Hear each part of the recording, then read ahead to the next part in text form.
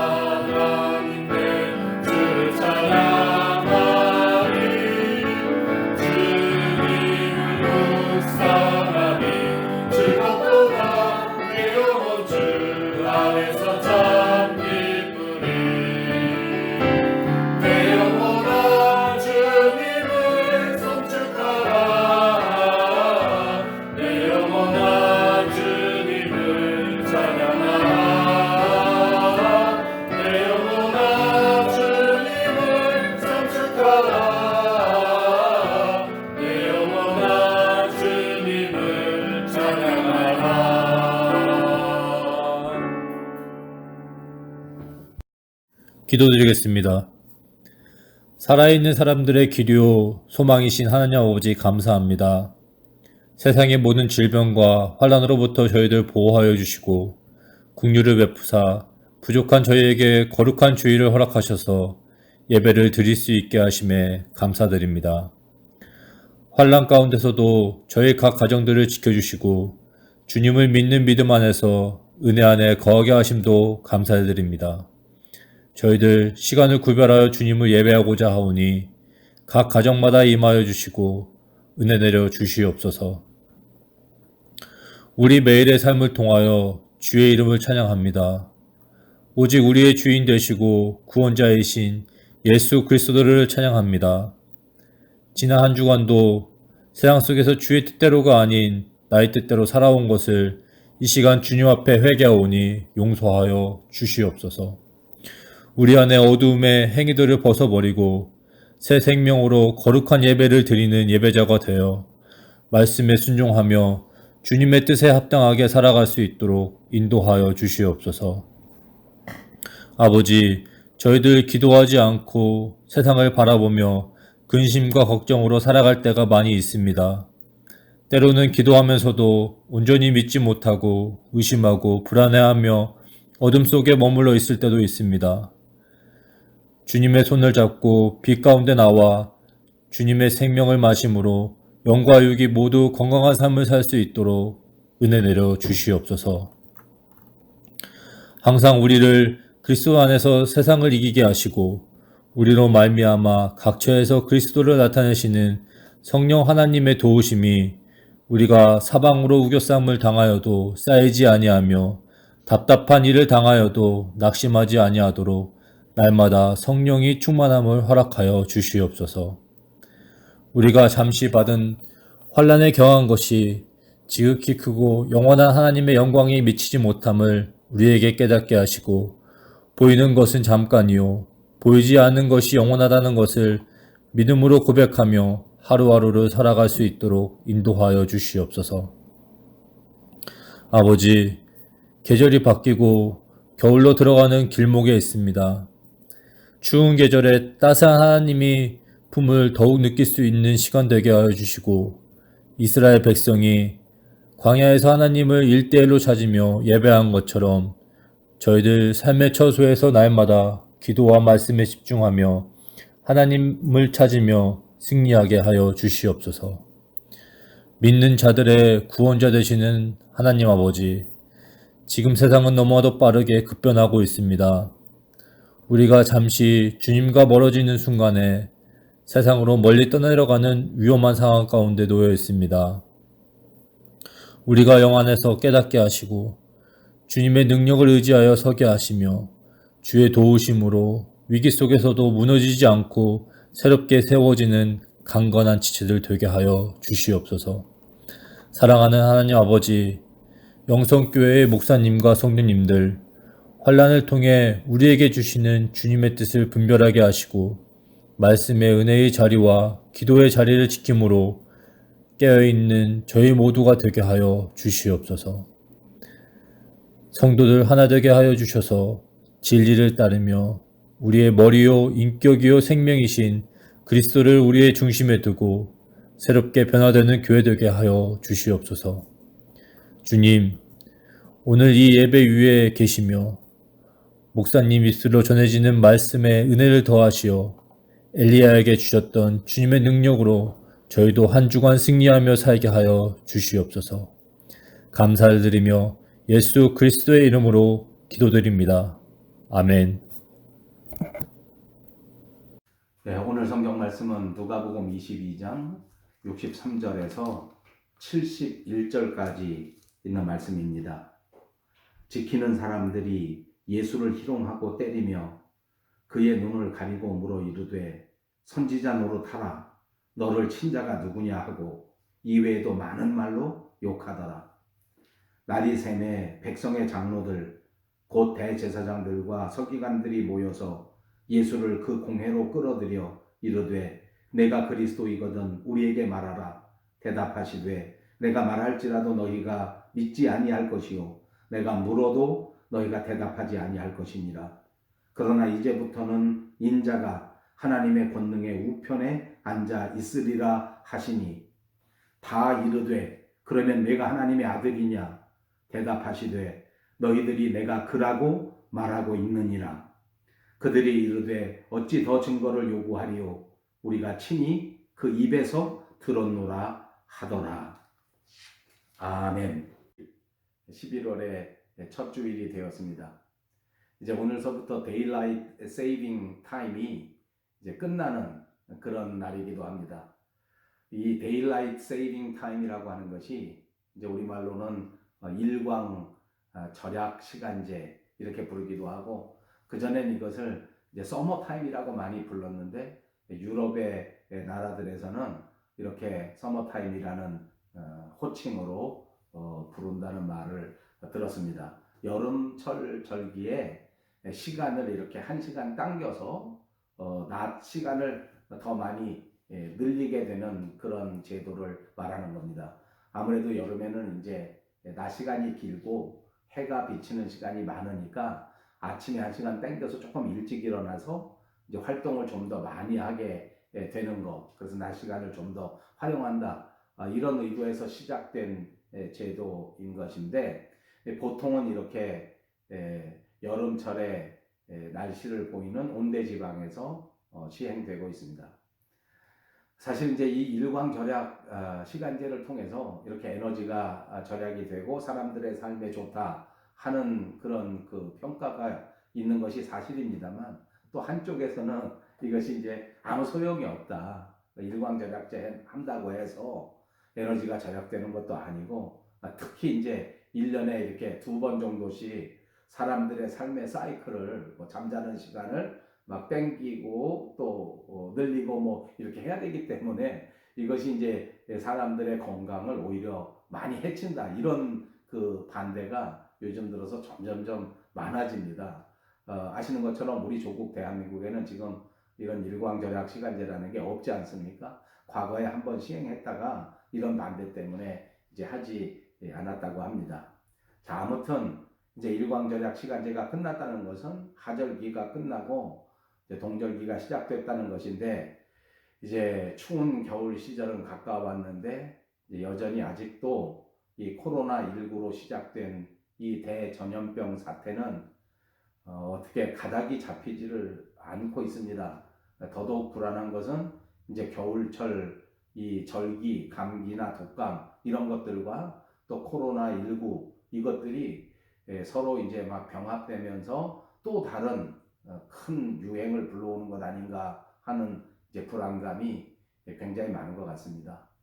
이런 것이 없다 하더라도 이런 환절기에는 우리가 건강에 더 많이 유의해야 되는데, 이런저런 위협이 도사리고 있는 상황이기 때문에 훨씬 더 문제가 많습니다. 아무튼 이 상황이 언제까지 갈는지 알 수 없습니다만, 여러분 또 사랑하는 우리 밴쿠버 영성교회 모든 가족들이 이제 모든 것을 다 하나님 앞에 맡기고 기도하시면서 여전히 최선을 다해 나가시기를 바랍니다. 모쪼록 잘 견디시고 건강하게, 안전하게, 그리고 행복하게 지내시기를 주님의 이름으로 축복합니다. 이제 오늘은 누가복음을 강의하는 이제 98강이 되었는데, 예수님께서 체포를 당하신 다음에 당시 대제사장 가야바라고 하는 사람의 장인이었던 안나스라고 하는 또 다른 대제사장에게 끌려간 내용으로 시작합니다. 예수님은 밤중에 체포당해서 붙들려 갔는데, 정식 재판은 아침에 일어나기 때문에 그 밤중 동안에 거기 예수님을 잡아간 사람들과 더불어 정말 많은 모욕을 당하고 또 조롱을 당하고, 오늘 성경에 보니까 희롱을 당하고, 그리고 아주 이런저런 치명적인 고문도 당하시지 않았을까 이렇게 생각합니다. 그리고 난 다음에 유대인들의 공회인 산헤드린 공회에 끌려가셔서 거기서 이제 재판을 받는 것인데 신문을 받게 된 겁니다. 여기서 예수님께서는 자기 자신이 하나님께서 보내신 하나님의 아들이다, 자기 자신이 그리스도다, 하는 것에 대하여 나름대로 아주 확실하게 분명하게 선포하시게 되었습니다. 그것 때문에 예수님께서는 십자가에 붙들리시게 되고 결국 죽으시게 되고 그 다음 부활 승천하게 되시는데, 이 모든 과정을 설명하시면서 이렇게 되고 난 다음 예수 그리스도께서는 하나님의 보좌 우편에 앉으시게 된다라고 하는 사실도 또 확실하게 증거해 주셨습니다. 이분이 우리가 믿는 그리스도지요, 이분이 우리가 섬기는 예수님이라고 하는 사실을 우리는 분명히 믿습니다. 오늘 본문 63절에서 65절까지 있는 말씀을 보시기 바랍니다. 지키는 사람들이 예수를 희롱하고 때리며 그의 눈을 가리고 물어 이르되 선지자 노릇하라, 너를 친 자가 누구냐 하고 이외에도 많은 말로 욕하더라.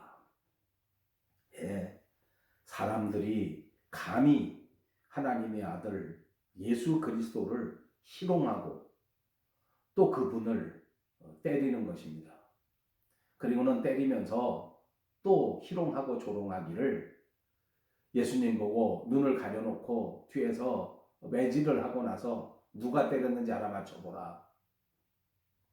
당신이 만약 그리스도이면, 당신이 선지자라고 하면 다 알 거 아니냐, 이렇게 희롱한 겁니다. 그리고 성경에 보니까 그 외에도 진짜 심하게 예수님에게 욕설을 했습니다.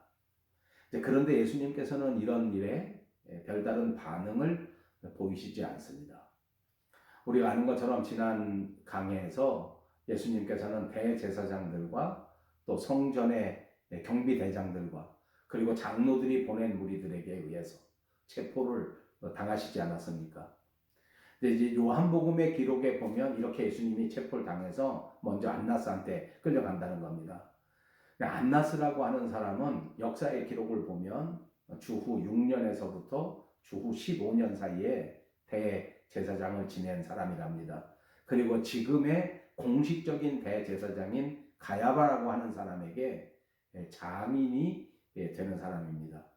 본래 유대인들의 율법에 따르면 한 시대에는 당연히 한 사람의 제사장이 있는 겁니다. 한 번 제사장이 되면 죽을 때까지 제사장직을 맡는 것이기 때문에 제사장이 많을 수가 없는 건데, 그런데 이제 그때 당시에는 로마의 지배를 받게 되면서 이 제도가 아주 악용되게 되었습니다. 왜냐하면 로마 정부가 이 유대 사람들을 좀 더 효율적으로 다스리기 위해서 그때 막강한 권한을 가지고 있는 이 대제사장들을 포섭해서 정권의 시녀로 만드는 일이 많았단 말입니다. 그러니까 권력의 말을 잘 듣는 사람들을 선택해서 대제사장들을 막 세우는 거예요. 그러니까 한 시대에 한 사람만 있는 게 아니라 여러 사람들이 대제사장이 되는 일이 발생하게 된 것입니다. 그런데 또 재미있는 현상은 이때 당시에 안나스라고 하는 사람이 아들이 5이 있었는데 자기 아들이 다 대제사장을 하고 오늘은 심지어 사위까지도 대제사장이 되는 겁니다.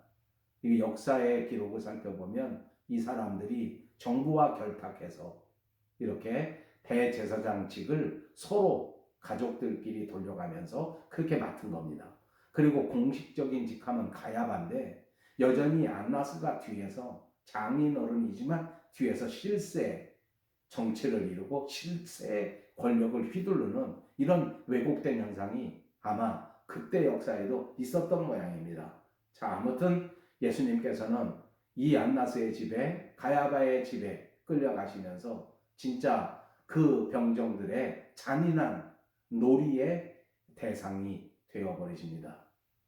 예수님이 어떤 분이십니까? 예수님은 살아오시는 동안 이 군사들에 의해서 또는 이런 종교 지도자들에 의해서 이러한 대우를 받으실 만한 그런 일을 하신 적이 없습니다. 어떤 사람에게도 이런 모욕을 당할 그럴 일이 없습니다. 평생토록 한 번도 그러신 일이 없습니다.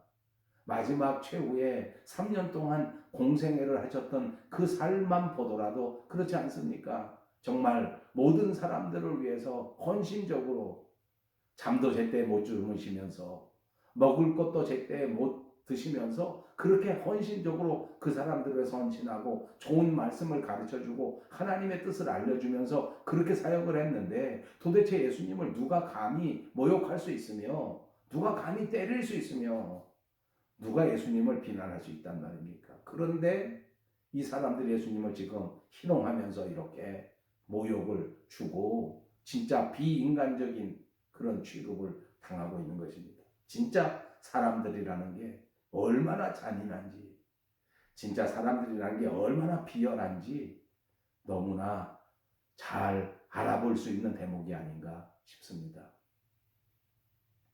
이 사실을 옛날 구약 성경 이사야 선지자는 보지도 않았는데 어떻게 실제 눈으로 보는 것처럼 그렇게 기록했는지 모릅니다. 이사야서 50장 6절에 보시면 나를 때리는 자들에게 내 등을 맡기며 나의 수염을 뽑는 자들에게 나의 뺨을 맡기며 모욕과 침뱉음을 당하여도 내 얼굴을 가리지 아니하였느니라. 이사야서 53장 3절에도 그는 멸시를 받아 사람들에게 버림받았으며 간고를 많이 겪었으며 질고를 아는 자라. 마치 사람들이 그에게서 얼굴을 가리는 것 같이 멸시를 당하였고 우리도 그를 귀히 여기지 아니하였도다. 여기 정말 우리에게 큰 교훈이 들어 있습니다. 여러분, 우리 가운데 살면서 무시당하지 않는 사람이 있을까요? 여러분 어떠신가요? 살아오시면서 한 번이라도 남에게 무시를 당하거나 남에게 조롱을 당하거나 이런 적이 있으신가요? 아마 누구라도 이런 경험은 다 있으실 것 같습니다. 무시당하기도 하고 희롱당하기도 하고 때로는 내 잘못 때문에 그러기도 하고 때로는 내가 조금 부족한 게 있어서 그러기도 하지 않겠습니까? 어쩌면 사람의 삶의 현장 속에서 이렇게 희롱당하고 무시당하는 것은 뭐 다반사라고 해도 과언이 아닐지 모릅니다. 그런데 이제 아까도 말씀드린 것처럼 우리도 그렇게 잘못이 있지만 그런 일을 겪으면 억울하고 화가 나는데 이 예수 그리스도 정말 영광스러운 우리 주님이 도대체 이런 일을 이렇게 수없이 당하실 때 어떠셨겠는가? 여러분, 이렇게 주님이 아무 죄 없이 이런 모욕을 당하시고 이런 수치를 당하시고 이런 정말 조롱을 당하신 이유가 뭔지 여러분 잊지 않으셨지요? 바로 저와 여러분의 죄를 위하여 대신 받으신 것을 믿으시기를 바랍니다. 이제부터 여러분 꼭 잊지 마시고 반드시 기억하시기를 바랍니다. 하나님의 아들 되신 예수 그리스도께서 바로 저와 여러분의 죄를 대신 담당하기 위해서 온갖 조롱을 당하시고 온갖 모욕을 다 겪으신 것입니다. 우리를 위해서 당하신 조롱이요, 우리를 위하여 당하신 모욕이요, 우리를 위하여 당하신 십자가의 고통인 것입니다. 그래서 그렇게 주님이 희생하셨기 때문에 오늘 저와 여러분 우리들은 모두가 다 구원받고 새로운 삶을 살고 있는 줄로 믿습니다. 그러니까 사랑하는 여러분, 행여나 살아가면서 우리가 조금 수모를 당하고 우리가 조금 어려움을 당한다고 할지라도 우리를 위하여 어려움을 당하시고 고통을 당하신 모욕을 받으신 예수 그리스도를 기억하시기를 바랍니다. 그리고 주님이 우리에게 말씀하신 그 말씀을 떠올리셔서 이 세상의 모든 삶의 상황을 극복하실 수 있기를 바랍니다. 주님의 말씀이 무엇입니까? 주님은 우리에게 말씀하십니다. 악한 자를 대적하지 마라. 누구든지 내 오른편 뺨을 치거든 왼 뺨도 돌려대라. 여러분, 이게 결코 쉬운 일이 아닐 겁니다.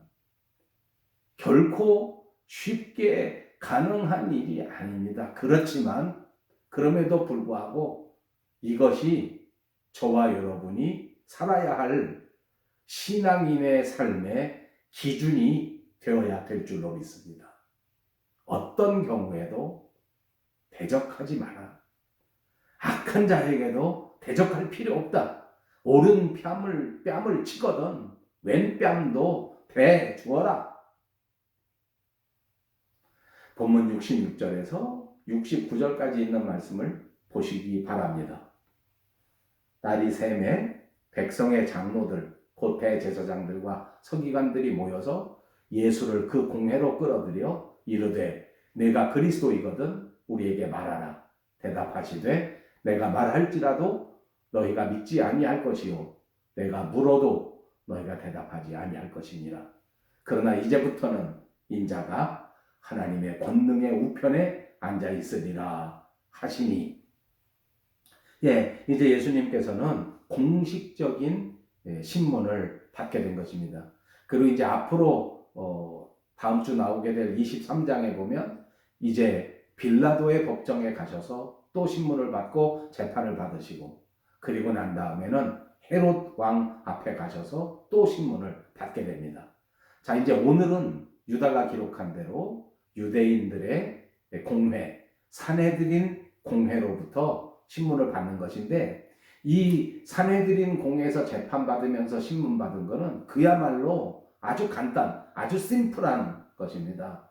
그것이 그냥 아주 간단한 두 개의 질문을 지금 질문하고 있는 것인데, 첫 번째 질문은 예수님에게 네가 그리스도냐? 라고 묻는 것입니다. 두 번째 신문의 내용은 그럼 네가 하나님의 아들이냐? 이겁니다. 자, 다시 말씀드리면 첫 번째 질문은 네가 그리스도냐? 두 번째는 네가 하나님의 아들이냐? 이것이 질문의 내용이야. 이것이 바로 Q&A입니다. 자, 사실 그 유대인의 법에서는 아까도 말씀드린 것처럼 밤에는 재판할 수가 없습니다. 밤에는 이제 공무가 진행되지 않고 날이 밝아서 낮이 돼야 그때서부터 이제 공식적인 것이 벌어지는 거라서 어제 밤에 예수님께서 당하신 모든 조롱과 모든 그런 상황은 다 무효입니다. 이제부터 예수님이 공식적으로 오늘 하는 거기 때문에 만약 어제 이런 신문이 벌어졌다면 그거 다 불법이고, 어제 무슨 예수님을 탄압한 것이 있었다면 그거야말로 다 이제 불법된 행위입니다. 날이 새자 이때 이제 많은 지도자들이 또 산헤드린 공회 의원들이 율법 선생들이 다 이제 모인 겁니다. 그때 당시에 예수님의 사건이야말로 아주 핫 이슈였기 때문에 진짜 많은 사람들이 여럿이서 다 이제 모여들어서 이 신문을 이제 바라보고 있었을 것입니다. 따져보면 이 산헤드린 의회의 의원들과 예수님의 사이는 이미 옛날서부터 아주 딱 갈라져 있었기 때문에 뭐 기회만 나면 예수님 붙잡으려고 했었습니다. 그런데 이제 이 산헤드린 의회 의원들이 함부로 못했던 것은 이제 백성들이 막 밀란을 일으킬까봐, 워낙 백성들이 예수님의 가르침을 호응하고 따르고 했기 때문에 예수님을 몰래 붙잡을 수 있는 기회가 없었는데, 가룟 유다 덕분에 예수님을 체포했기 때문에 이제 이 사람들은 정말 뭐 요즘 말로 하면 한시름 딱 놓은 거죠. 이제 마음 놓고 예수님을 핍박하고 이제 빨리 재판해서 죄를 뒤집어 씌워가지고 이제 결판을 내야 되겠다, 이렇게 생각하고 있었던 것입니다. 바라던 그런 기회가 지금 오게 된 것입니다. 자, 이날 이 신문에는 유대 산헤드린 공회 의원들이 진짜 다 모였습니다. 백성의 뭐 대제사장들, 또 서기관들, 뭐 율법의 지도자들 다 참석했을 것 같습니다. 아무도 뭐 결석하고 빠지지 않았을 것 같아요. 아주 중요한 일이고 모든 사람들의 관심이 있었기 때문입니다. 자, 이제 유대 사람들의 최고의 권위 기관이었던 산헤드린은 로마 정부로부터 일정한 자치권을 받습니다. 그러니까 유대 사람들이 지키는 종교에 관련된 재판, 신문 이런 것들은 이제 이 산헤드린 공회가 권한을 가지고 할 수 있도록 만들어준 겁니다. 그러나 이제 로마 정부가 식민지로 이것을 다스리고 있었기 때문에 만약에 이제 그보다 종교적인 입장보다 더 심한 범죄, 또는 사람이 사형을 당해야 되는 범죄, 이런 것들은 여기에 자치권을 인정하지 않고 로마의 총독이 재판을 해야만 되기도 하고, 직접 로마의 왕이 이렇게 이 재판의 결과를 내야만 하는 이런 이제 제도가 있었던 것입니다. 그렇기 때문에 오늘 유대 사내들인 공회 의원들은 오늘 재판을 하고 그 다음 날에는 이제 예수님을 빌라도의 법정으로 보내서 이제 또다시 재판받게 될 건데 거기에 아주 중형을 선고받을 수 있도록 사형을 선고받을 수 있도록 그 죄목을 만들어서 그 법정으로 이제 보내려고 하는 것입니다. 그렇게 하려고 하니까 성전에 대한 범죄 이런 거 가지고는 안 되니까 그 밖에 다른 범죄를 더 씌워서 그래서 로마의 재판을 받도록 그렇게 만들려고 하는 계략을 이제 만든 것입니다. 그래서 내가 그리스도냐 하는 것은 어찌 보면 종교적인 문제일지 몰라도 내가 하나님의 아들이냐 하는 것은 이제 성전을 모독한 죄, 유대인의 왕이라고 했기 때문에 로마의 왕에 대하여 반역을 하는 죄 이런 것들을 더 씌울 수 있게 됐기 때문에 이제 이런 것들을 신문하는 것입니다. 자, 네가 그리스도냐? 이 말은 다른 말로 하면 네가 메시아냐? 우리말로 하면 메시지요. 이 유대 민족들은 2000년 동안 하나님께서 메시아를 보내주실 것이다 하는 것을 정말 기다리고 있는 대망하는 그런 민족이었습니다. 수백 년 동안 나라를 잃고 여기저기 떠돌아다니는 이런 상황이 됐어도 끝까지 하나님께서 메시아를 보내줄 것이다. 구원자를 보내줄 것이다 하는 것을 철저하게 믿었습니다. 그리고 메시아가 오면 이 로마의 압박, 로마의 통치에서도 다 해병시켜 주실 것이다라는 그런 신뢰가 이 유대 민족들에게 있었던 것입니다. 자, 아무튼 이제 이 사내들인 공회는 덫을 놓고 예수님을 신문하는 것이고 예수님께서 스스로 내가 메시아다, 내가 유대인의 왕이다, 내가 하나님의 아들이다 이렇게 진술하기를 바라고 있는 겁니다. 그런 진술을 받으면 그걸 탁 받아가지고 거기다가 이제 뭐 성전 모독죄 플러스 여기 반역죄 또는 황제에 대한 모욕죄 이런 등등을 엎어 씌워서 로마의 재판을 받도록 보낼 거기 때문에 그들이 기대하고 있는 대답은 이제 예수님께서 그것을 수긍하는 그런 진술의 내용을 받으려고 하는 것이죠. 이것이 이제 로마의 황제에게 이제 위협을 주는 반역을 주는 그렇게 해서 이제 사형의 언도를 받게 하는 시나리오라고 말하는 거죠. 이런 사실을 뭐 예수님이 모르실 리가 없지 않습니까? 다 아셨는데 이제 그러면서 오늘 본문에 보면 내가 말할지라도 너희가 믿지 않는다. 예, 말을 해도 말이 안 통한다. 저도 조금 살아보니까 우리 인생에서 큰 문제는 이 말이 안 통하는 겁니다.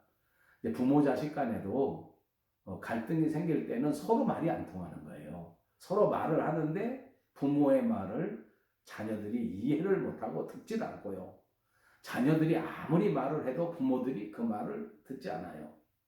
제가 목사로 살아보니까 사람들의 특징 가운데 하나는 자기가 듣고 싶은 말만 듣습니다.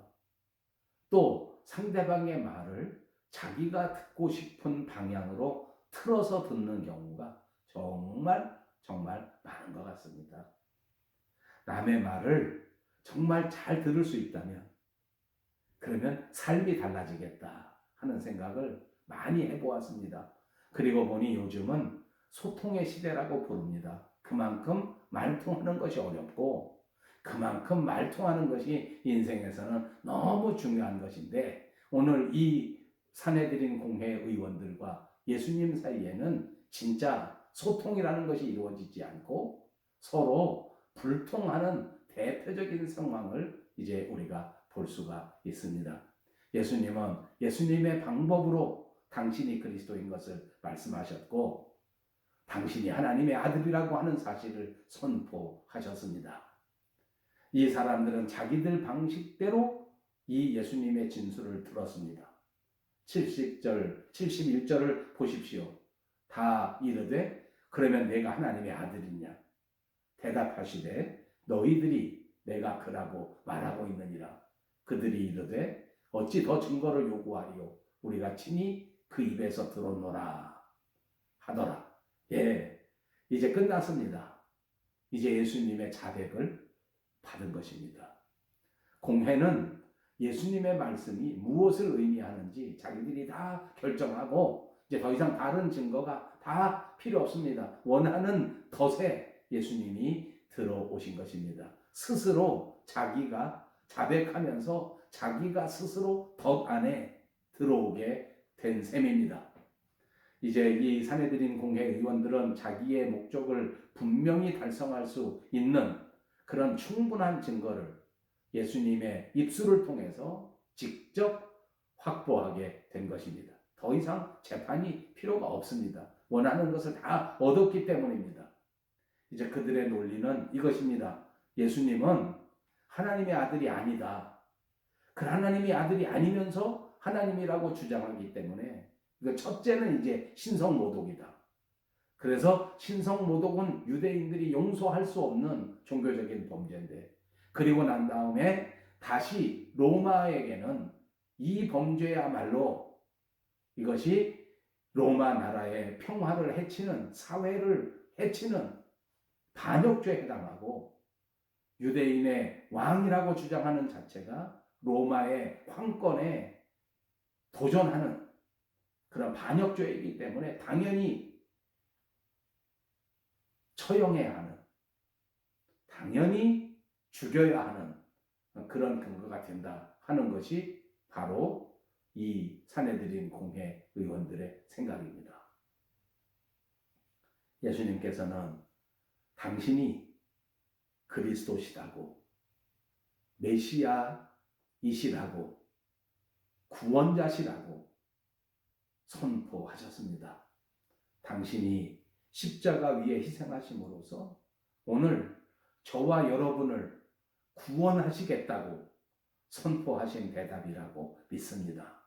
여러분, 이 기독교의 역사라고 하는 것은 바로 이분이 우리의 구세주라고 하는, 바로 이분이 우리의 죄를 용서해 주실 것이라고 하는 이 구원의 진리에 그야말로 목숨을 거는 것이 기독교라고 믿습니다. 그것이 교회입니다.